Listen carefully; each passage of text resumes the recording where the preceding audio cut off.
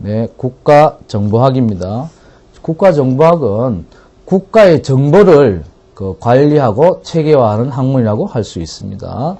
그런데 그 학문을 떠나서 지금 최근에 공무원 채용 과목으로 들어와서 인기도가 급증하고 있는데, 저 국정원 시험 있죠? 국가정보원 7급 특정직 공채시험하고 군무원의 그 일반 공채시험, 특채시험의 과목으로 채택이 되어 있습니다.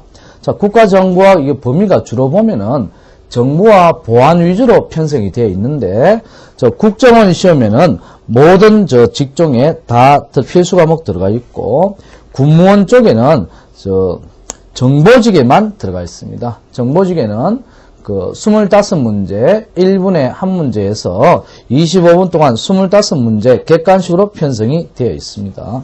자, 국가정보학의 주요 내용은 우리 국가기관의 정보와 또 보안, 방첩에 대한 내용으로 구성되어 있습니다. 자, 목차를 보면은 1장에 국가정보학 일반입니다. 이건 뭐 우리 국가정보에 대한 대략적인 개념을 나타내고, 2장부터 12장까지는 저 정보의 분석, 요구를 거쳐서 마지막에 그 혁신 과제까지 나와 있습니다. 그리고 우리 국가정보학이나 일반 저 공무원 채용 과목의 특징은 뭐냐 하면은 관련 법조문을 꼭 숙지를 해야 된다는 겁니다. 저 부록에 보면 국가보안법, 국정원법, 국정원직원법, 그리고 보안 업무 규정까지 있는데, 최근에 국정원 댓글 사건의 영향을 받아서 국가정보원 직원법이 상당히 중요한 비중을 차지할 걸로 예상이 됩니다. 자, 3페이지 1장 국가정보학 일반 보겠습니다.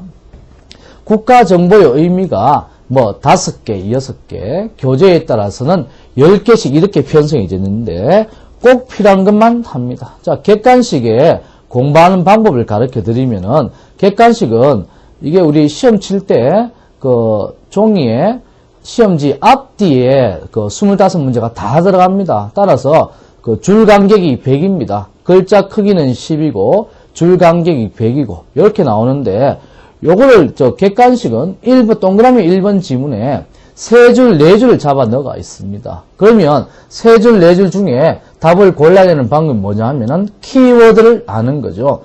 객관식은 키워드를 알아야지 전체 3줄, 4줄을 전부 암기한다는 것은 이 과목만 공부하는 게 아니기 때문에 별로 그 효과적이지 못한 방법이 됩니다. 그래서 키워드를 위주로 체크를 하고, 특히 지금처럼 국가정보의 의미 이렇게 여러 개 나와 있는 거 있죠. 필요한 거 핵심적인 말은 하고, 필요 없는 것은 X하고, 자, 줄 끝이 설명이나 줄을 끊지 않고 X하지 않는 것은 나중에 여러분들이 시간 나면은 추가로 읽어보면 되겠습니다.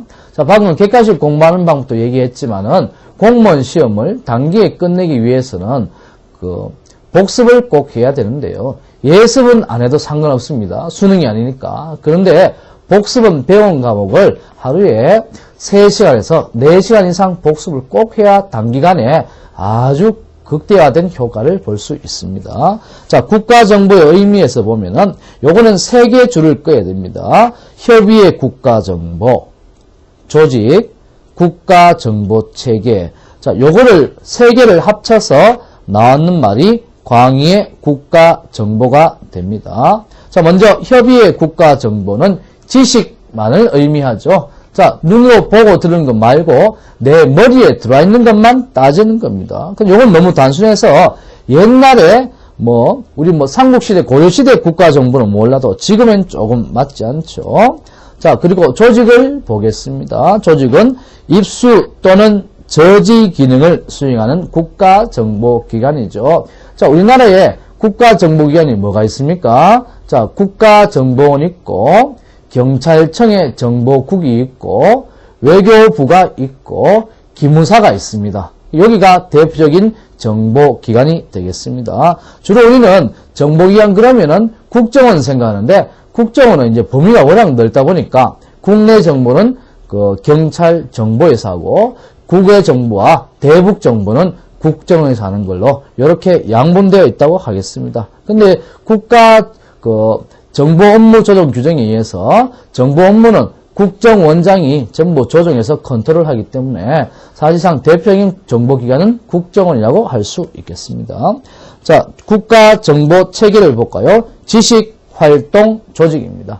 아는 거 IO. 자, 지금 우리 국회에서 논의되고 있는 건 뭐죠? IO입니다. 인텔리전스 오피스. 그래가지고 IO는요, 이것은 외근 정보관을 얘기합니다. 정보관. 지금 국정원 개혁의 핵심 내용이 뭡니까? 각 국회와 각 정당의 IO의 출입을 금지하는 거 아닙니까? 그죠? 이것이 뭐냐면 IO, 정보를 수집하는 외근 정보 요원을 IO 그럽니다. 그래서 이것이 지금 국정원 개혁의 핵심이듯이 IO, 요 활동이 아주 중요하다고 하겠습니다. 경찰은 이제 정치에 관여하지 않기 때문에 그냥 국회의원 이런 것만 보는데, 국정원 IO는 이제 정치 관련된 것 전반적인 걸 체크하기 때문에 국정원법 개혁안의 핵심 내용이 되고 있습니다. 자, 그 다음에 조직이죠. 자, 조직에 국가정보기관의 조직이 없이는 아주 가치가 있는 정보를 입수하기 어렵습니다. 그래서 조직이 아주 중요하다고 할 수 있습니다. 지난 대선 때 어떤 대통령 후보가 경찰의 정보 기능을 없앤다 그래서 아주 큰 반발을 얻은 적이 있습니다. 그래서 우스갯소리로 그것 때문에 선거 때 이런 말도 있는데, 조직이 그만큼 중요한 게 되겠습니다. 우리 국정원의 2차장이 국내 담당, 3차장은 대북 담당, 이렇게죠. 그 정도로 국내 정보가 중요합니다. 자, 이걸 전부 합쳐서 광의의 국가정보의 마지막에 보겠습니다. 입수 또는 저지 기능을 수행하는 조직 등을 총체적으로 일컫는 용어가 국가정보. 그래서 우리가 국가정보학에서 상대하는 국가정보는 바로 마지막에 있는, 그죠? 총체적으로 일컫는 용어가 되겠습니다. 됐죠? 자, 국가정보의 의의입니다. 자, 국가정책의 한 분야로서 수행되는 정보활동의 주체, 객체, 역사, 정보, 방첩, 비밀 공작을 체계적으로 연구하는 학문이죠. 여러분들 만약에 군무원들은 시험 합격하면 우리 계룡대에 있는 각급 행정학교에서 이 과목을 다시 한번 배우게 되고, 국정원 시험에 붙으면 우리 인덕리에 있는, 그죠? 국가정보원대학원에서 이걸 다시 체계적으로 배우게 되겠습니다. 자, 이번에 국가정보의 목적입니다. 자, 이것을 체계적으로 정립하는 거죠. 학문적으로 그런다 그러면 여러분들 이거 볼 이유도 없을 거고, 체계적으로 정리해서 공무원 시험 채용이나 실용적으로 적용하기 위해서 만들었습니다. 자, 니은의 국가정보활동을 합리적, 효율적 방법으로 발전시키겠죠. 자, 이게 우리가 아까 IO도 얘기했지만은, 그죠? 외근 활동이 주가 돼서 수집해서 분석을 해야 되는데, 안에 들어앉아있어는, 그죠? 국가정보 활동이 될 수가 없는 겁니다. 자, 국가정보 일반 목적을 봤습니다. 자, 국가정보학의 기능을 보면은, 요거 2번의 기능은 옆에 내용을 보지 않아도 됩니다. 제목만 체크하고 넘어가면 됩니다. 자, 국가정보학의 기능은 합리적인 역할 분담과 임무 수행을 가능하게 하고, 자, 그리고 잘못된 것에 대한 비판 기능을 수행하는 거죠. 전부 다 잘한다 그러면 내가 잘못된 것을 알 수 없지 않습니까? 그 비판을 합리적으로 수용하는 겁니다. 3번에 다른 나라, 특히 우리보다 국가정보기관의 활동이 앞선 나라의 사례를 통한 좋은 점을 받아들여서 발전 방향을 제시하고, 총체적으로 우리 국가정보기관의 합리적인 활동에 대한 기준을 제시하는 게 그 기능이 되겠습니다. 자, 그 다음에 국가정보학의 특성인데요. 여기에서 역시 이것도 앞에 제목만 알면 됩니다. 1에서 7까지 묶어 놓았어요. 자, 묶어 놓는다는 건 이런 겁니다. 책에 표시를 잘해서 객관식은 단권화로 인해서 충분히 빠른 시간 내에 높은 점수를 받을 수가 있습니다. 따로 필기를 하지 마시고 단권화, 책에다가 표시하고 쓰고 이렇게 하면 빨리 학습 효과를 높일 수 있습니다. 1번의 기술적 학문, 2번의 실용적 학문, 자, 3번에 체크합니다. 문제 해결적 학문입니다. 6번에 포괄적 종합적 학문이죠. 3번하고 6번 위주로 국가정보학의 특성 읽어보면 됩니다. 여기에서 사법적 학문이다. 또는 행정적 학문이다. 그런 말 나오면 안 됩니다. 사법적 학문이다. 또는 행정적 학문이다. 이런 말 나오면 안 됩니다. 여기서 나올 것은 요거밖에 없습니다. 안 됩니다. 알았죠? 자, 객관식이기 때문에 아니라는 것은 크게 X를 해서 연상법 있죠. 나중에 시험장 가서 연상이 되도록 해야 됩니다. X는 크게, 그리고 중요한 것은 그 색깔 있는 걸로 빨간색 볼펜으로 확확 그어서 눈에 확 들어오도록 해야 시험장 가서 생각이 납니다. 요거 한 과목만 여러분들 치는 게 아니기 때문에 그죠? 여러 과목 아닙니까? 최대한 국가정보학에서는 제가 분량을 줄여서 핵심적인 내용하고 꼭 필요한 내용을 체크하도록 하겠습니다. 4번에 연구 방법이죠. 자, 우리가 보통 공무원 조직에서 연구 방법은 법적, 제도적 분석에 거의 그칩니다. 근데 국가정보학의 경우에는 플러스 체계적 분석, 구조 및 기능 분석, 사례 연구, 자, 요걸 통해서 연구를 하고 있습니다. 특히 2번에는 정보의 순환 체계가 나오죠. 정보의 순환 체계는 아주 중요한 내용입니다. 자, 니은의 별 2개입니다. 정보의 순환 체계, 니은의 별 2개.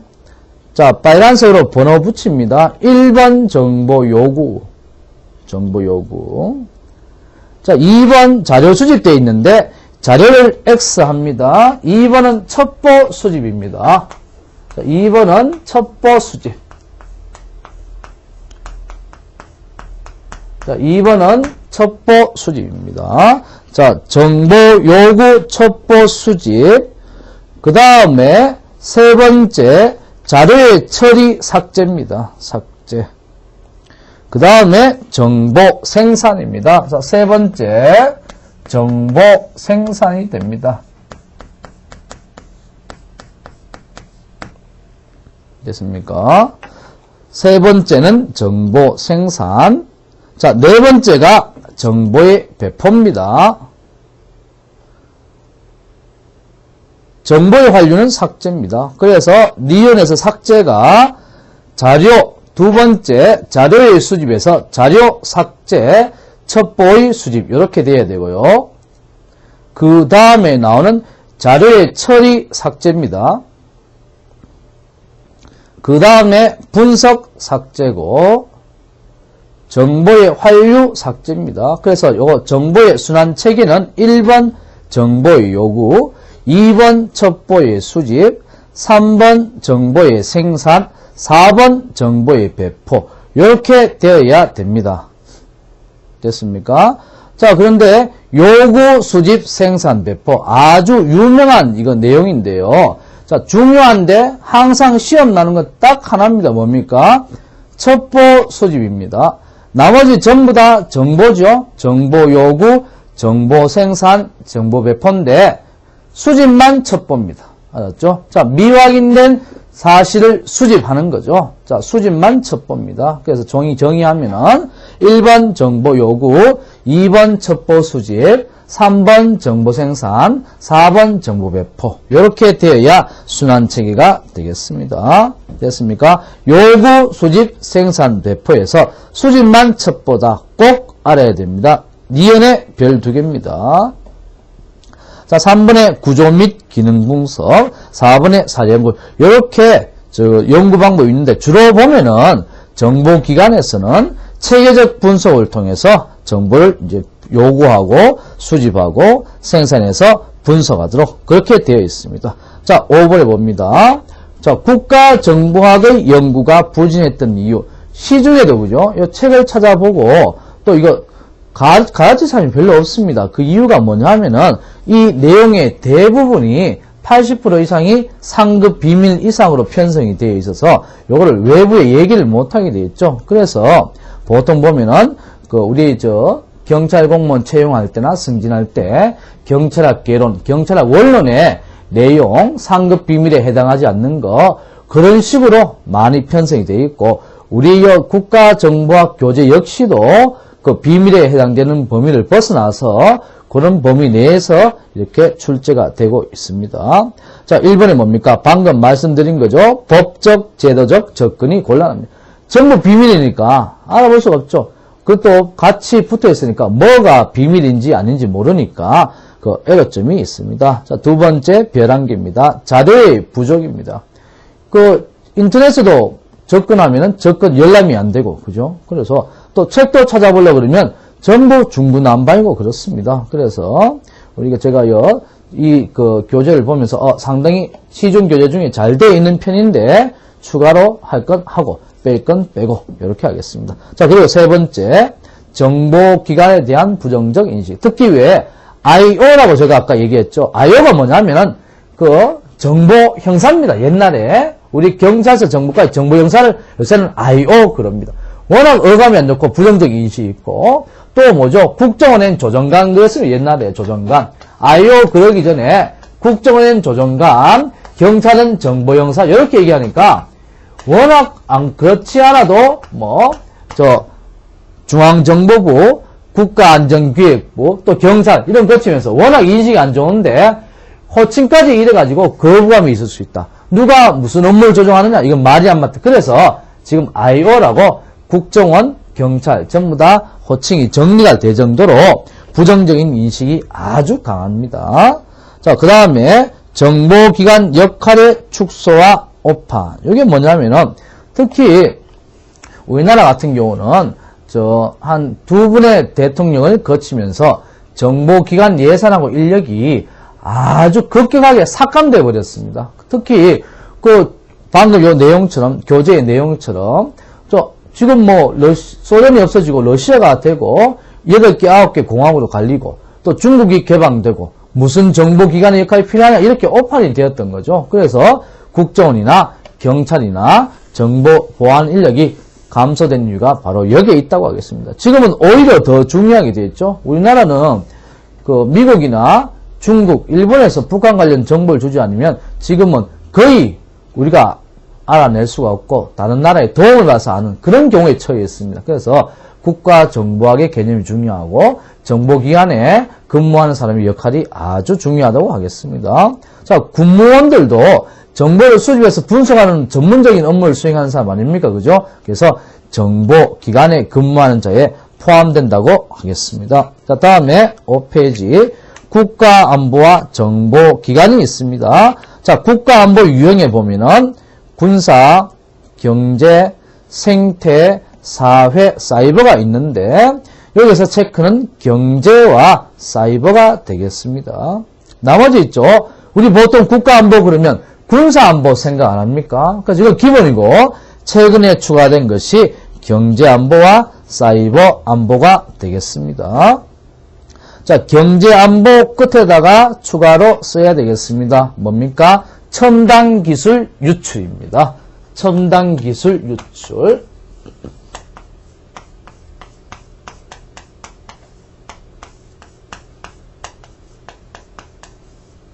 자, 첨단 기술 유출을 대외 다른 나라에 유출되는 것 방지하는 것 역시 경제안보의 주 내용이 되죠. 지금 가장 중요한 건 뭡니까? 삼성 반도체, 그죠? 5메가디램 유출 방지. 이건 방지했는데 하나는 외국에 나가버렸죠. 뭡니까?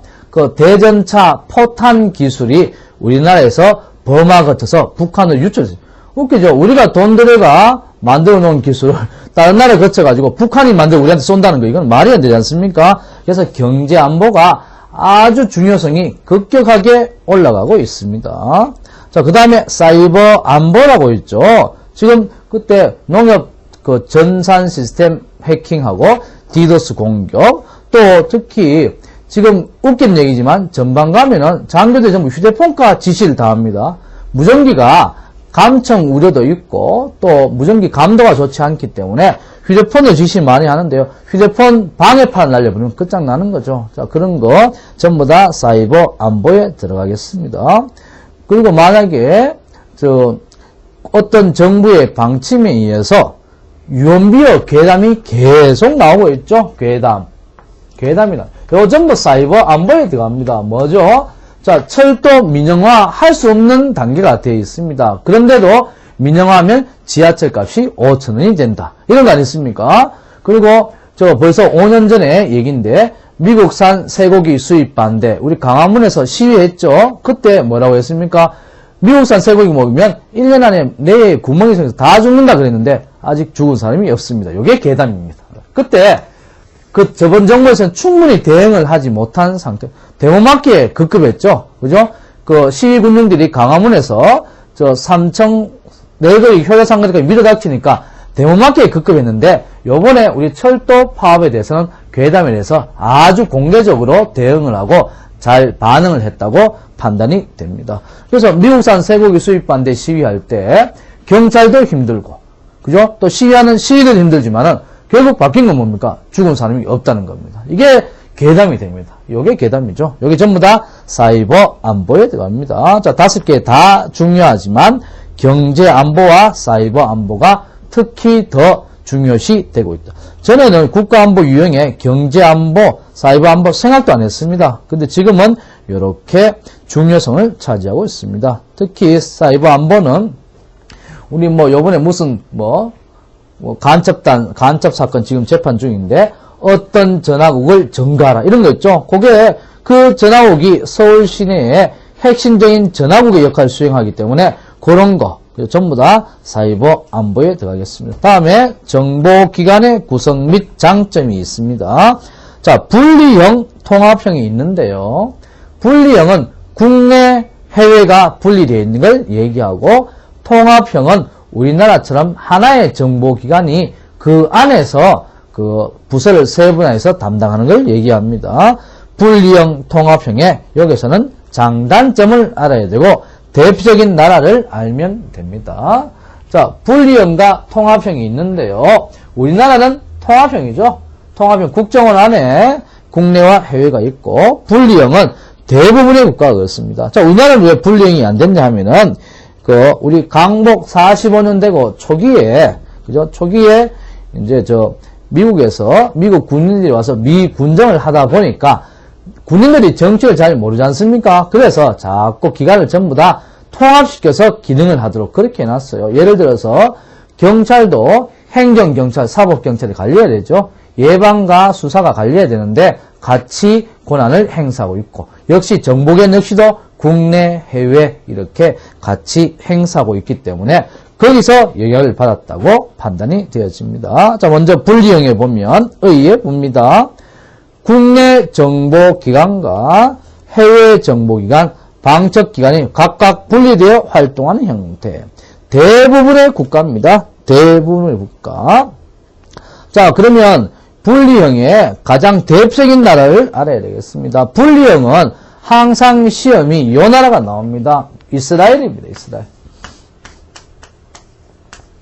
이스라엘은 지금 팔레스타인하고 최접전의 상황을 유지하고 있죠. 그래서 1971년 미넨 올림픽 할 때 이스라엘 선수촌 선수 14명 살해한 사건을 계기로 극과 극의 대립을 지금까지도 계속하고 있어서 이스라엘이 아주 정비가 잘 된 정보기관의 형태를 보이고 있습니다. 자, 국내 정보기관입니다.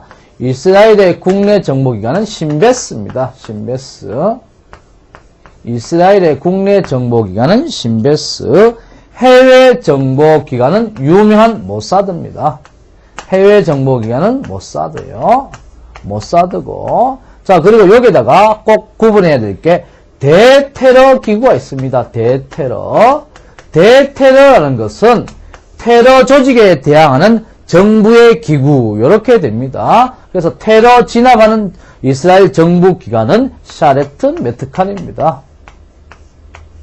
샤레트 메트칼. 요거를 꼭 알아야 됩니다. 알았죠? 지금까지 우리 국정원 시험이나 군무원 시험에 요게 가장 많이 나왔죠? 여기 나옵니다. 모사드가 국내 해외라고 하는데 모사드는 해외에서 돌아다니면서 자기들 반대하는 사람 드러나지 않는 방법을 주로 제거하는 방법을 안 썼습니까? 해외입니다. 해외. 됐죠? 자, 국내, 해외, 대테러 그거 꼭 알아야 되겠습니다. 국내는 신베스, 해외 정보기관은 모사드, 대테러 방첩은 샤레트 메트칼이 되겠습니다. 자, 분리형의 장점 볼까요? 자, 상호 견제죠. 상호 견제. 자, 서로 견제하고 서로 잘하려고 노력을 하고 있습니다. 그래서 정보의 독점 방지. 아주 위험하죠. 정보를 독점하는 것은 아주 위험한 겁니다.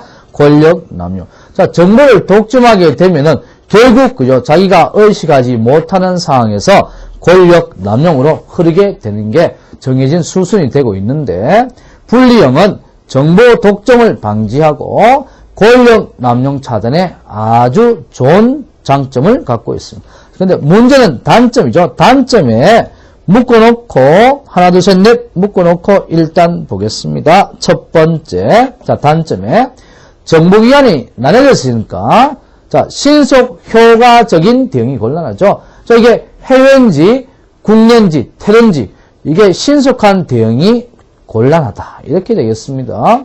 만약에 한 명의 정보기관 수장이 여러 개를 컨트롤하면 쉬운데 절대 그렇게는 되지 않지 않습니까? 아까 장점에서 보듯이 독점 방지가 되니까 어떤 특별 상황 발생 시 신속 효과 대응이 곤란하다. 이런 단점이 있고요. 두 번째, 자, 과잉 충성과 경쟁이죠.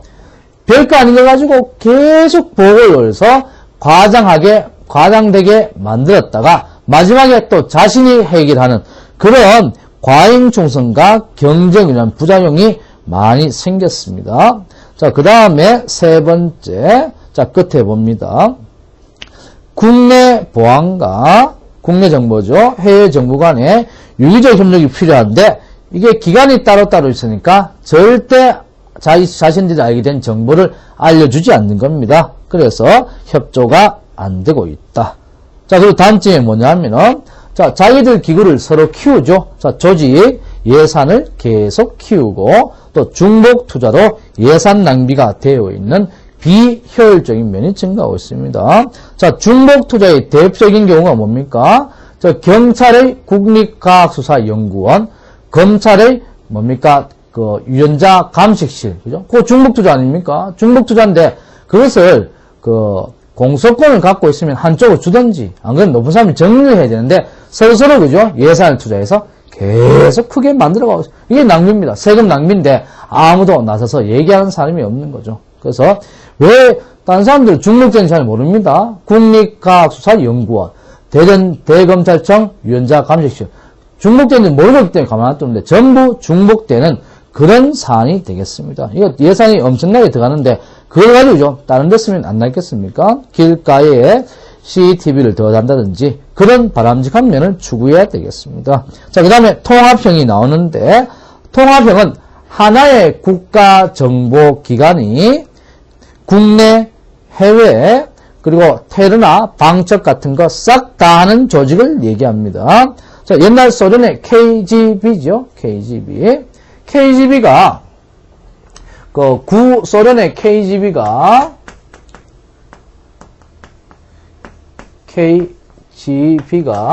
지금 러시아의 FSB로 바뀌었지 않습니까?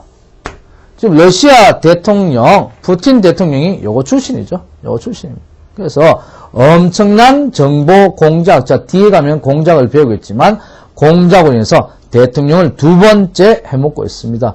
얼마나 대단하냐면 러시아는 대통령 중임은 할 수 있는데 연임이 안 됩니다. 연임은 뭐죠? 달아서 못한답니다. 중임, 달아서 하는 거 빼고 할 수 있는 걸 얘기하는데 러시아가 연임 불가입니다. 그래서 자기가 한번 했죠. 하면 이제 자기가 못하니까 그만둬야 되는데 자기의 신복부와 여기 데리고 있던 신복부를 대통령을 내세우고 그 다음에 연임 불가니까 한번 띄우고 지금 자기가 다시 대통령하고 있습니다. 이 정도로 정보와 보안의 공작이 중요한 게 역시 자기가 정보기관 출신이니까 요걸 잘 이용해서 두 번째 대통령을 하고 있습니다. 자, 통합형에 보면은 한국의 국정원. 자, 우리나라 국정원 있죠? 여기 통합니다. 국정원장 밑에, 그죠? 각 차장들이 있어가지고, 국내, 해외, 대북, 요렇게 파트를 나눠서 하고 있습니다. 지금 국회에서 조정하고 있다 그러지만, 그래도 대공수사권 관련해서 어느 정도 국내 정보 파트는 있어야 되지 않나. 자, 이게 전부 다 연구하는 학자들의 공통 견해가 되겠습니다.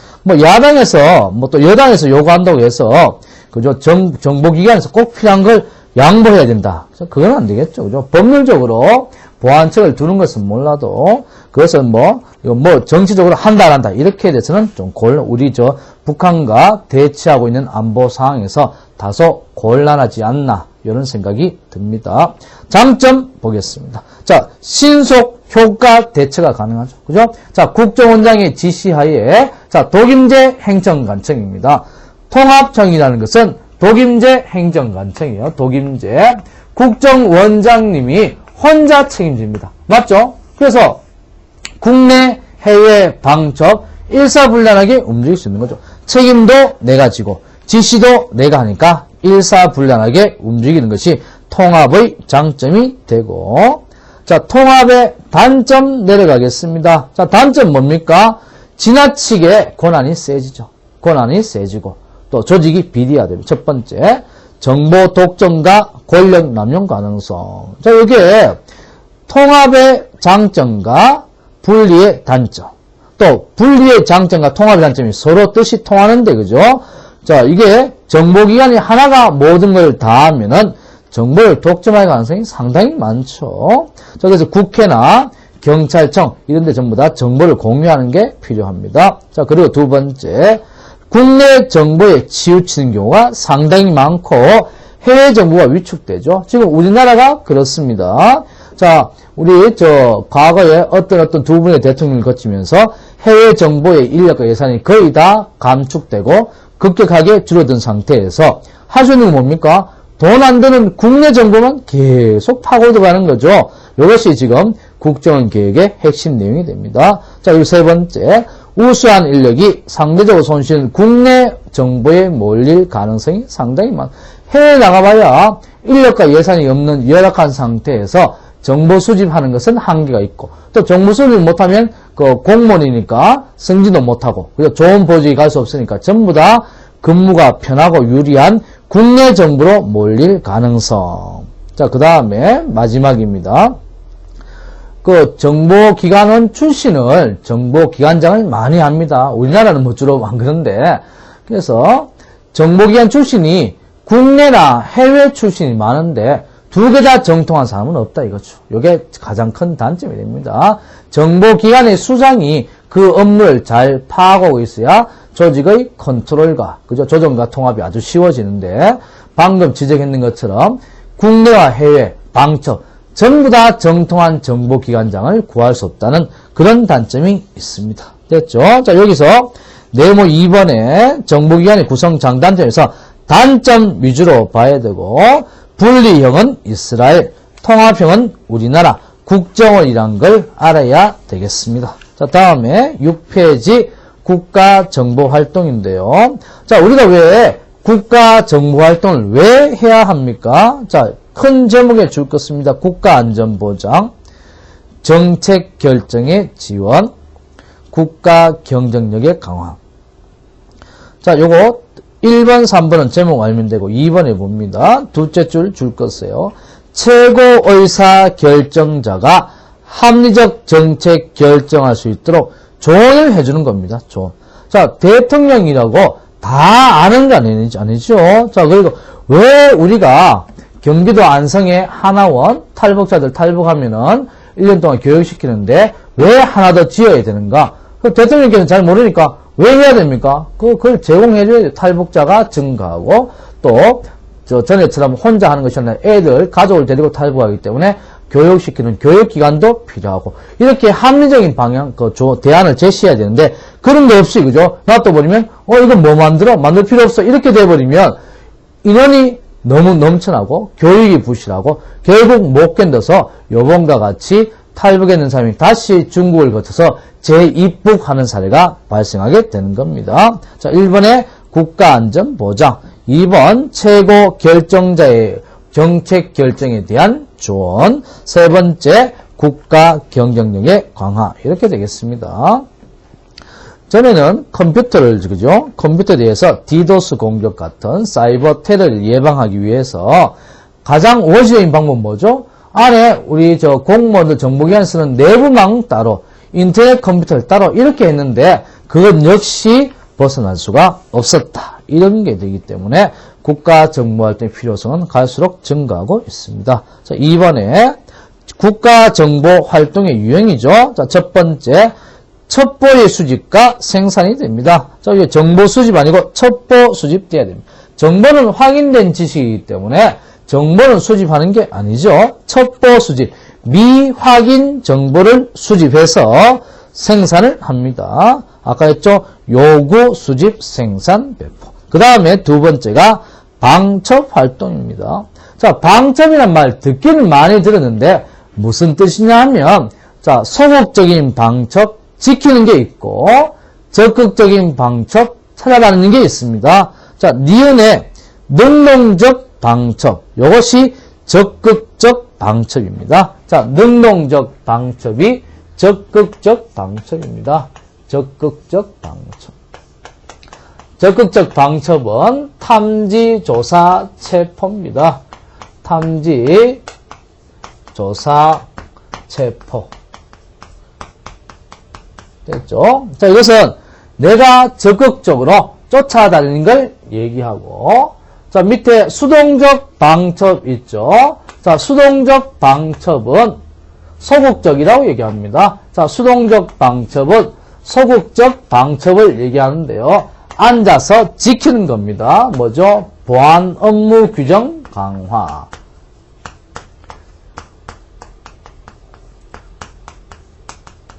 그리고 내부 규정 확립. 내부 규정 확립. 이런 거 전부 다 앉아서 하는 거 소극적 방첩이고요. 쫓아다니는 거 적극적 방첩입니다. 그래서 그 정보기관에 가면은 퇴근할 때, 그죠? 책상 위에 서류가 하나도 없고, 캐비넷에 다 엮고, 이중장구세 다 시정장치를 합니다. 동사무소 가면 그냥 서류만 대강 엮고 치우죠. 근데 잠금장치까지 하지 않는데, 정보기관이나 경찰관서에 가면은 이중잠금장치까지 다 하는 거, 요게 수동적 방첩이고요. 능동적 방첩, 적극적 방첩은 찾아다니면서 붙잡는 게 되겠습니다. 자, 3번. 비밀 공작 활동이 있죠. 자, 주로 정보기관에서 하는 것이 비밀 공작 활동입니다. 자, 니은의 비합법성, 비윤리성이죠. 법을 다 지켜가면서는 못합니다. 이게.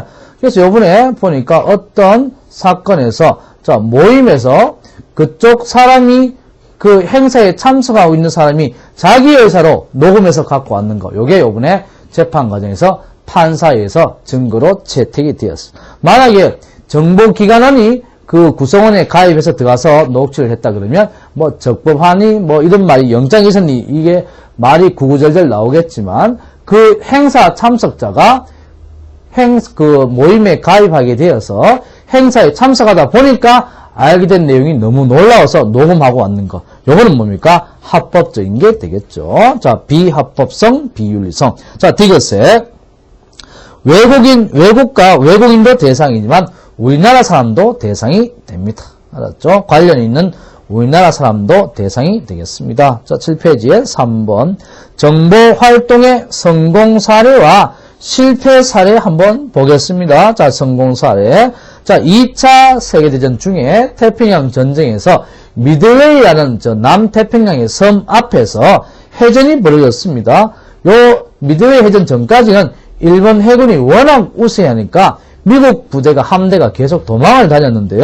자, 이때 미국 첩보원이 여자 첩보원이 일본의 그 장교 정보 부서에 근무하는 장교한테 접근해서 알아낸 암호문을 캐치해서 그 일본 함대가 어디로 온다는 걸 미리 알아서 준비하고 있다가 그 일본 함대를 그죠 완전 경멸시킨 큰 사건이 미드웨이 해전입니다.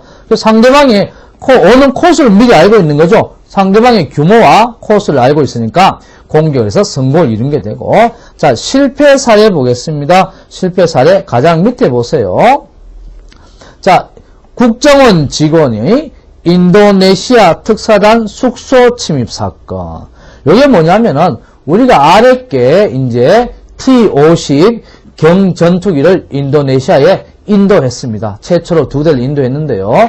요거에 인도네시아가 이 전투기를 유럽에서 살 건지 일본에서 살 건지 우리나라 사건 요거를 가격을 컨트롤하기 위해서 우리나라에 왔습니다. 호텔에 이제 숙소를 두고 회의를 하러 갔는 새 국정원 직원이, 그죠? 여기에 저 호텔 직원의 위장해서 숙소에 들어가가 노트북 컴퓨터를 확인하는데 이 사람들이 들어와 버리는 겁니다. 그래서 난리가 나고 국제적인 망신을 겪은 사례가 있죠. 자, 바로 요게 실패 사례가 됩니다. 적어도 미국처럼, 그죠? 누가 출입구에서 망 봐준 사람이 있어야 될 거 아닙니까? 이게 정말 잘못된 거라고 생각합니다. 그래서 만약 이게 외교적 문제로 비화되었으면 뭐 경전투기 팔아먹는 거고 뭐고 다 안 됐을 건데 다행히 그 인도네시아 측에서 뭐 100% 이해를 해줘서 요번에 아랫게 2014년 1월달에, 그죠? 우리 T-50 경전투기 50대 중에 2대를 먼저 인도한 저 사례가 되겠습니다. 요거 정말 잘못했죠. 그쪽 나라에서 얼마나 기분 나쁘겠습니까? 요거 실패 사례입니다. 적어도 숙소에 들어가려면 그 인도네시아 특사단이 어디가 있고 또 뒤에서 누가 다니면서 지금 어디 왔다 연락해 줄 사람이 있어야 되는데 그냥 무식하게 정근대적인 방법에 바로 들어가서 디빈다. 이것은 좀 잘못된 것 같습니다. 자, 그 다음에 4번 정보의 실패 사례가 됩니다. 자, 의의에 한번 볼까요? 줄 것입니다. 치명적인 영향을 끼칠 수 있는 현상을 제대로 예측하거나 판단하지 못해서 국가적으로 상당한 손실이 발생하는 거, 이거 정보의 실패입니다. 그 우리가 연평도, 백령도에, 특히 연평도 같은 경우는 북한에서 장사정포를 떠나서 그냥 일반 100mm 이상 되는 포로도 충분히 직접 그 포격이 가능한 곳인데, 그죠? 거기에 우리는 자주포, 그죠? 자주포만 갖다 놨다고 태무심하고 있었는데 그 사람들이 연평도 포격 사건을 일으켰죠. 근데 막상 자주포 중에 8문 중에 4문만 작동이 되었고 그 4문도 북한 진지까지 가지 못하고 중간에 좌표 설정이 잘못해서 바다에 빠져버렸다. 이건 뭡니까? 정보의 실패가 됩니다. 자, 이게 과연 그까지 도달할 수 있는가? 그 북한에서 대응 사격, 처음 사격했을 때 우리가 선제 사격에 대한 대응 사격을 몇 분에 얼마만큼 정확히 할 수 있는, 이거 전부 다 정보가 되는데 정보의 실패가 되는 사례가 되겠습니다. 그 다음에 정보 실패 요인들이 쭉 나오는데요. 정보의 요소가 있고 정보 외적 요소가 있습니다. 첫 번째 정보 요소를 봅니다. 자, 동그라미 하세요. 첫 번째 신빙성입니다. 신빙성. 두 번째 오류입니다. 오류. 세 번째 부재가 되죠. 자, 신빙성은 뭡니까? 첩보 수집할 때 이 첩보가 정확한지 안 정확한지 아이송한 겁니다. 그래서 우리를 속이려고 하는지 진짜가 맞는지. 자, 그 다음에 분석 과정에서의 오류죠. 자, 분석을 합니다. 외근 정보관이 첩보를 수집하면은 내근의 분석관이 분석을 하는데 분석할 때 자기의 정치적 성향이나 사상에 따라서 분석을 하면 안 되는 거죠. 그죠? 자, 첫 번째 봅니다. 거울의 판단에 의한 오류. 당연하게 나와 같이 생각했지. 그러니까 진짜 심각한 오류가 되는 거죠. 자, 집단 사고입니다. 끝에 보세요. 합리적인 대안 제시나 의견을 무시하고 계속 밀어붙이는, 원래 이랬다. 옛날부터 이랬다. 이런 주장으로 계속 밀어붙이는 거. 자, 분석상의 편견. 편견입니다. 자, 어떤 겁니까? 신문을 적어도 정보기관에 근무하는 사람은 한쪽 우익 성향 신문만 읽어서 안 되겠죠. 그죠? 자, 진보 성향 신문도 읽어줘야 된다는 그런 내용입니다. 자, 신문하고 월간지가 전부 다 보수 성향, 진보 성향 있지 않습니까? 양쪽 다 읽어줘야 한다는 그런 내용입니다. 자, 그 다음에 분석관의 자질. 전문성이 있어야 되겠죠. 다행히 국정원하고 군대의 군무원 파트에서는 그 처음부터 끝까지 전문성이 유지되어서 정보 부서에 계속 근무하게 되는데요. 경찰 쪽에서는 잦은 인사의 이동으로 인해서 다소 전문성이 부족하지 않나 이런 생각이 듭니다. 자, 그 다음에 정보기관 간의 공유 정보 부재죠. 자, 정보를 공유해야 되는데 부재 공유를 절대 하지 않습니다. 저 국정원장이 정보와 보안의 업무에 의해서 조정 업무를 하게 되는데 전부 다 협조를 잘하고 있지만 그래도 상대방이 묻기 전에는 가르쳐주지 않는 거. 이게 잘못된 거죠. 자, 정보 공유 부재. 정보 외적 요소를 봅니다. 이것은 정보 기간이나 정보 수입 단계가 아닌 정보 외적 요소를 얘기하는데요. 자, 첫 번째, 이건 줄 거야 되겠습니다. 자, 정책 결정자입니다. 자, 가장 높은 사람이죠. 대통령이나 장관의 선호 정보나 요구에 맞게 생산하는 거죠. 이건 안 됩니다. 예를 들어서 철도 노조 하면은, 대통령께서 어떻게 생각한다. 그쪽을 자꾸 보고서 올려서 안 되죠. 그죠? 현장이나 노조원들의 반응, 국민의 여론, 요걸 수집해야 되는데, 객관적으로 해야 되는, 자꾸 선호 정보나 요구에 맞게 몰고 가서는 안 된다는 거죠. 자, 그 다음에, 부처 이기주의, 할거주의가 됩니다. 우리 조직 우선이 되는 거죠. 자, 각 부처마다, 그죠? 국정원에, 국회에 보고한 보고 내용을 각 부처마다 통일부나 외교부, 이런 데서 중구난방 발표해서는 안 되는 겁니다. 근데, 자기 부처를 보호하기 위해서, 자네들은 뭐 했나? 이런 말 듣기 싫으니까 계속 확실하지 않은 정보를 흘리는 거, 부처 이기주의가 됩니다. 다음에 정보의 배포와 체계의 비효율성이 있는데요. 자, 첫 번째, 제때 도착하지 않거나, 그거 적시성으로 바꾸면 되겠습니다. 자, 정보가 적기에 도착하지 않거나 적시성. 그 다음에 정보 조직이 지나치게 세분화됨으로써, 이건 뭡니까? 지나친 전문화입니다. 지나친 전문화. 그 다음에 필요 부서에 정보가 배포되지 않는 거, 필요성이죠. 이것을 감안해서 정보를 생산하고 배포를 해야 된다. 자, 적시성, 지나친 전문화, 필요성, 요거를 감안해야 되지. 정보 외적 실패 요인에 요게 가장 큰 특징이 되겠습니다. 적시성, 지나친 전문화, 필요성. 그죠? 좀 시작하겠습니다.